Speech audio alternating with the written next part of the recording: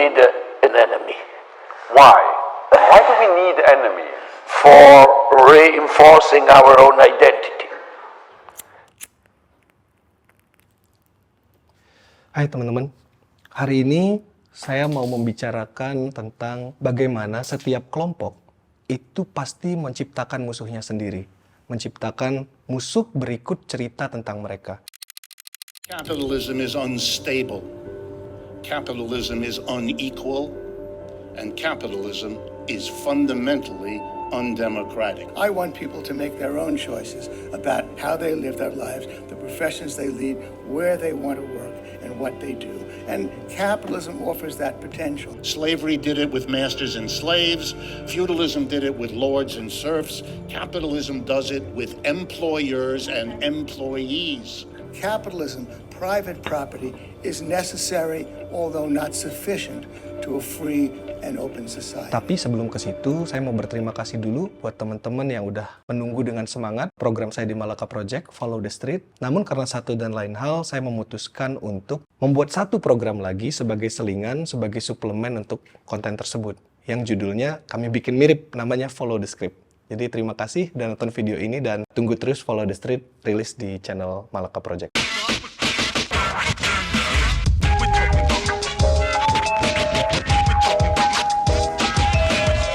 Oke, kembali ke topik pembicaraan. Jadi belakangan ini itu saya sering melihat orang-orang semakin mudah menempatkan dirinya ke dalam kelompok, mengidentifikasi dirinya dengan kelompok tersebut. Apakah itu buruk? Belum tentu. Bisa jadi memang itu sesuatu yang sangat kita perlukan untuk survive, sesuatu yang sangat kita perlukan untuk menavigasi dunia ini.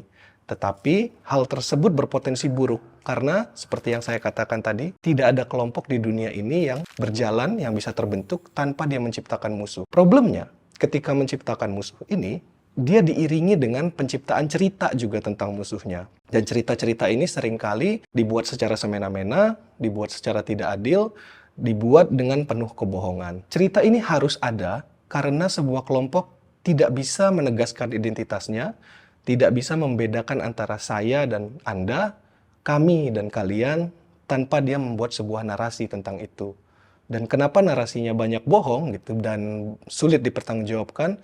Karena semakin kontras, gitu, semakin terlihat bahwa kelompoknya itu lebih baik, kelompoknya itu benar, dan betapa keliru lawannya akan semakin kuat cerita tentang kelompok tersebut. Nah, ini sebetulnya bukan fenomena yang baru ya, dan bukan hanya dalam situasi yang besar. Ada penulis bernama Umberto Eco, dia pernah menulis buku berjudul Inventing the Enemy. We need an enemy. Why? Why do we need enemies? For reinforcing our own identity.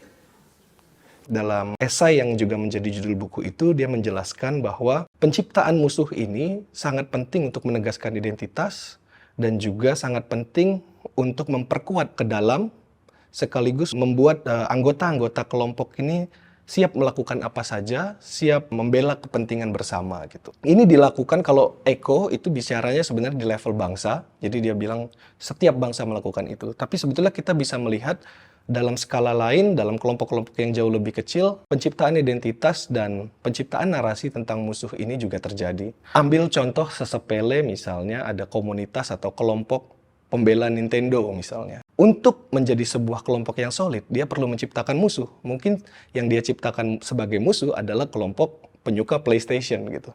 Apakah Nintendo lebih bagus dari PlayStation? Tentu kita bisa memeriksa gitu ya, fakta fitur-fiturnya apa saja, pengalaman yang ditawarkan kepada penggunanya apa saja. Tetapi jika kelompok ini ingin solid, dia harus membayangkan bersama bahwa lawannya itu buruk, lawannya lebih rendah, pilihan dia adalah pilihan terbaik, dan sebagainya. Begitu juga dengan klub sepak bola, begitu juga dengan kelompok religius misalnya. Sejak zaman dahulu kala, mungkin dari abad ke-5 gitu, kita bisa bilang orang-orang Kristiani itu cukup sering menciptakan cerita, menciptakan stereotip tentang orang-orang Yahudi gitu. Yang sebetulnya basis naratologi kisah religiusnya itu kan sama ya. Tetapi karena kelompok ini berbeda, mereka menciptakan ceritalah tentang kelompok lain. Ada beberapa buku yang saya rujuk gitu ya, di mana orang-orang Kristiani pada masa itu tuh menciptakan gambaran tentang Antichrist itu sebagai orang Yahudi dengan gambar-gambar yang sangat mengerikan dan kadang-kadang kocak gitu karena saking tidak masuk akalnya. begitu juga dengan kelompok religius lain. Persoalan berikutnya adalah ketika kita tidak berada dalam satu kelompok, kita melihat kelompok lain itu, kita tidak tahu apa yang terjadi pada mereka, kita tidak tahu bagaimana cara mereka berpikir, kita tidak menghidupi pengalaman mereka. Karena ketidaktahuan itu, kita menjadi sangat mudah menerima kebohongan.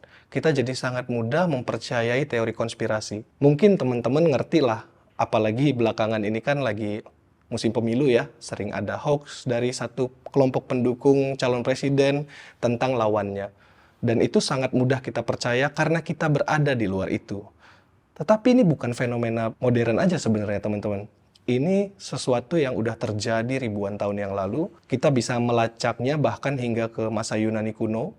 Ketika misalnya waktu itu orang-orang bertanya kenapa negeri Troya itu kalah gitu. Dan Homer gitu waktu itu penyair Yunani kuno memberi jawaban bahwa ya ini karena kemarahan dewa-dewa Olympus. Gitu. Kalau kita pikir hal itu mungkin lucu ya gitu. Kok ada orang kalah perang karena dewa, emang kontribusinya apa gitu. Tetapi cara berpikir seperti ini tuh memang sangat mudah diterima, sangat subur dalam pikiran-pikiran yang tidak siap dan pikiran-pikiran yang tidak tahu. Karena itu, jika kita merasa bahwa teori konspirasi, informasi yang keliru, hoax itu sebagai masalah, kita harus melakukan sesuatu untuk melawan itu. Yang pertama tentu saja melengkapi diri kita dengan pengetahuan yang relevan, dengan ilmu yang relevan. Jadi misalnya kita mau tahu tentang satu kelompok masyarakat, kita bisa mempelajari sejarahnya, kita bisa mempelajari antropologi misalnya sebagai instrumen untuk memahami satu masyarakat. Dan bahkan hal sesederhana kita bisa keluar rumah untuk menemui mereka dan mendengar langsung cerita-cerita mereka. Itu yang sebenarnya saya coba lakukan di program Follow the Street gitu ya. Keluar rumah, menemui orang dan mendengarkan cerita-cerita mereka. Nah, setelah melengkapi diri kita dengan pengetahuan, kita juga bisa menempatkan diri dalam kondisi mereka gitu. Jadi ketika kita mendengar cerita tentang kelompok asing yang kita tidak tahu tadi, setelah kita kumpulkan pengetahuan, kita bisa belajar untuk menempatkan diri dalam situasi mereka, atau bahasa sekarang tuh berempati. Dengan cara itu, meskipun kita tidak berada dalam kelompok yang sama, meskipun kita punya banyak sekali perbedaan, kita punya mungkin barrier ya, kita punya penghalang, kita punya bekal untuk menghalau kebohongan, untuk menghalau cerita-cerita palsu, untuk menghalau hal-hal menggelikan yang dikarang-karang dan diciptakan tentang kelompok lain, kelompok yang bukan diri kita. Jadi sekali lagi ketika kita mendengarkan informasi yang aneh, yang tidak masuk akal tentang kelompok lain, tentang pengalaman orang-orang yang tidak kita jalani, kita bisa bertanya ke diri sendiri, sudah seberapa banyak kita mencari tahu tentang mereka, sudah seberapa tahu kita tentang mereka, sudah berapa banyak anggota kelompok itu yang kita ajak bicara dan kita dengarkan sebelum kita menjatuhkan penilaian. Saya Dea Nugrah, kalian bukan, tonton terus Follow the Street.